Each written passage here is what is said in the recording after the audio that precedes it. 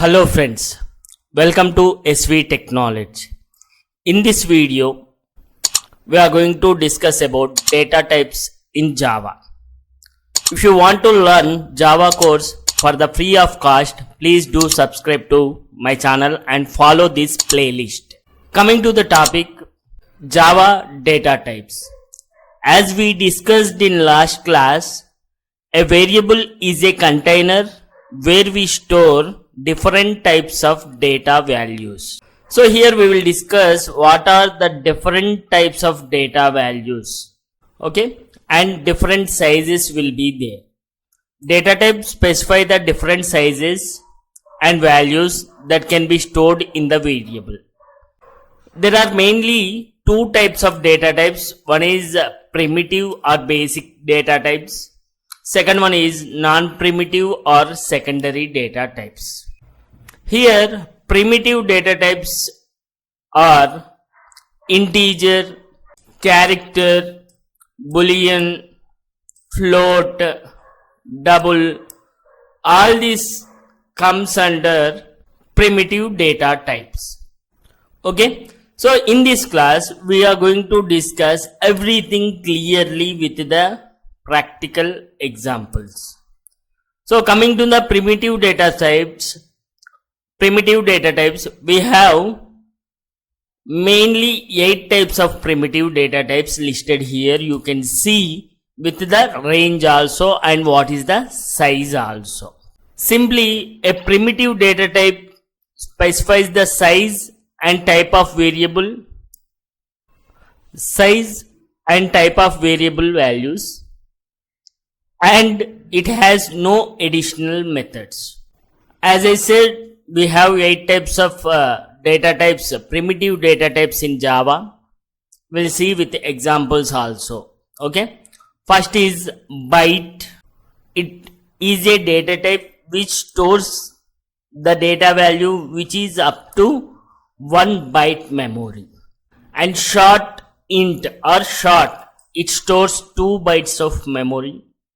It takes an integer, it takes 4 bytes of memory, long 8 bytes of memory, and float 4 bytes of memory, and double 8 bytes of memory, boolean 1 bit, it's only a character, 1 bit, either 0 or 1, 0 means false, 1 means true. Next character, it takes 16 bits, means 2 bytes of memory, which stores all the characters which are represented in single quotes. So like this we have 8 types of primitive data types. We will see with examples now. Okay. Numbers. First we will discuss about numbers. After that we will go to VS Code. Okay. Numbers. Primitive number types are divided into 2 groups. One is integer, which doesn't have any point values. Okay. Floating point types are which is having point value, means decimal value is there.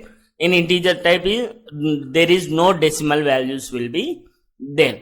So under the integer type we will discuss byte, short, int, long. In floating point data type we will discuss float, double. Okay.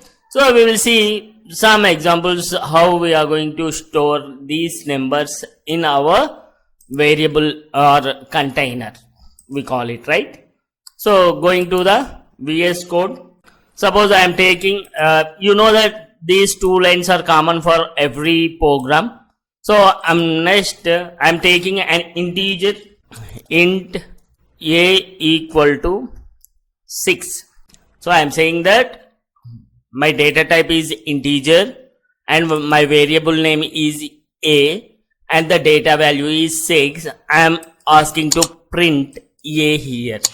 So 6, it's printed 6. Suppose if I want to print any floating point value, what I have to do in place of data type int, I have to give float m equal to 156 f. This is the floating point value which is 6. Oh, sorry, here print A, I said I have to say M, right?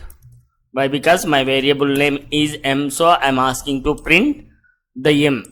I'm asking to print M here and I'm executing. So here you see 156 floating point number means decimal value will be, point value will be there. So like this we can represent integer or float. I'm clearing this for, suppose I want to store boolean value, true or false. So what I have to do?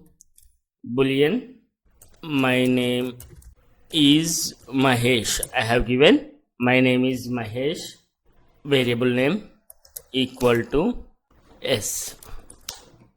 Okay, or I'll give boolean, my name is Suresh. I'm saying that my name is Suresh is false. No. Why? Because my name is Mahesh. Whenever it asks to print my name is Mahesh, it gives S. Suppose I said println my name is Mahesh. Okay, I'm asking that is it right or wrong, boolean value. I have to give true. Instead of S I am giving true, false. Suppose what happened we will see. So here given my name is Mahesh true, my name is Suresh false. Why? Because my name is Mahesh, so whenever I ask to print my name is Mahesh, it should print true value. So true. Why? Because my name is Mahesh. So like this we use boolean values also. So integer, float, boolean. Next, suppose if we see long double values also. Suppose long, here range will be different. Range will be varied from one data type to another data type. I will show that ranges also. I have shown that ranges also in last slide table. Suppose long n, I have given variable name as n, or I can give long, so L equal to, I'm giving long value 15 lakhs like this. Okay, and I'm asking to print L. So I'll see, we will see what will happen.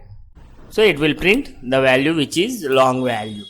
So here the range is different from one variable to another variable, or one data type to another data type. Suppose float, already I have taken float, so no need double.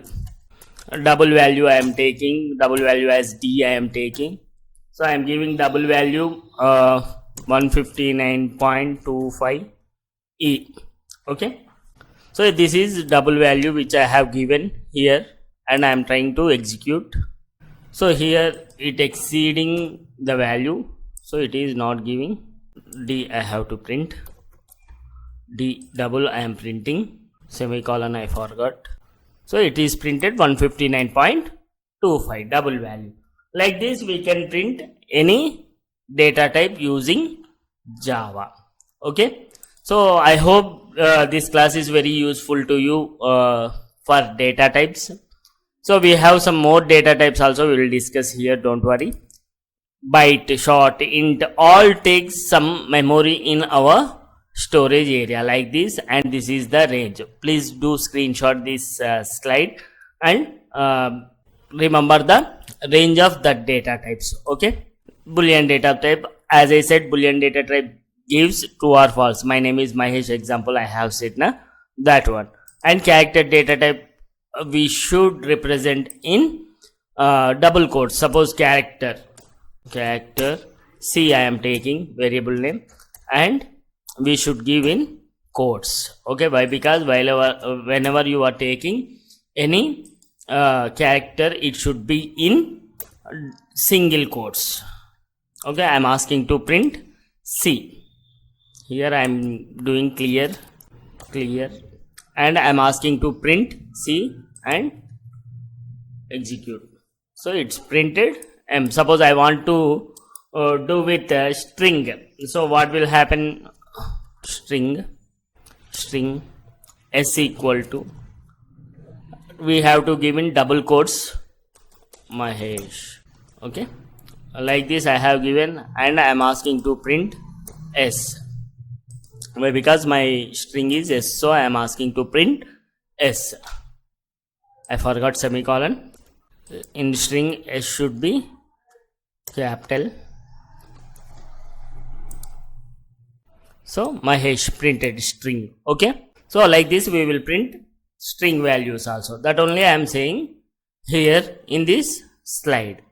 So the character data type is used to store character value, which is represented in single quotes, and string value will be represented in double quotes. It is sequence of character or collection of characters we call. Okay, next, the second category of data types, non-primitive data types, we will discuss.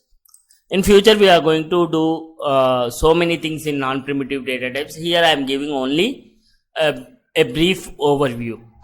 Non-primitive data types are called reference types because they refer to object.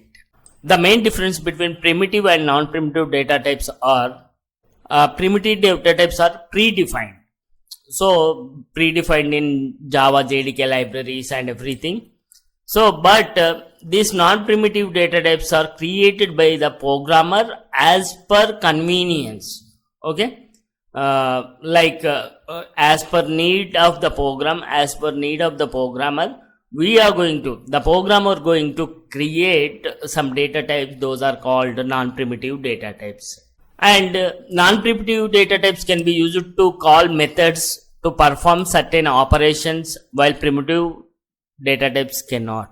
Whatever the contents primitive data types cannot do, that will be done by non-primitive data types. And a primitive data type has always a value, while non-primitive data type can be null.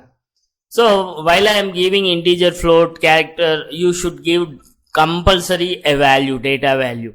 But a non-primitive data type should be a null, can be a null. Primitive type starts with a lowercase letter, while non-primitive type starts with a uppercase letter. While you are giving a variable name to that non-primitive data type, you always give capital letters. As I said in earlier example, for strings S should be capital. Why? Because we have learned this in primitive data types, but a programmer in many ways he used that as a non-primitive data types. And some more examples are arrays, classes, interfaces. All these are non-primitive data type example. So in future classes we are going to discuss arrays, classes, interfaces, everything related to Java. I hope this is useful class to you regarding data types.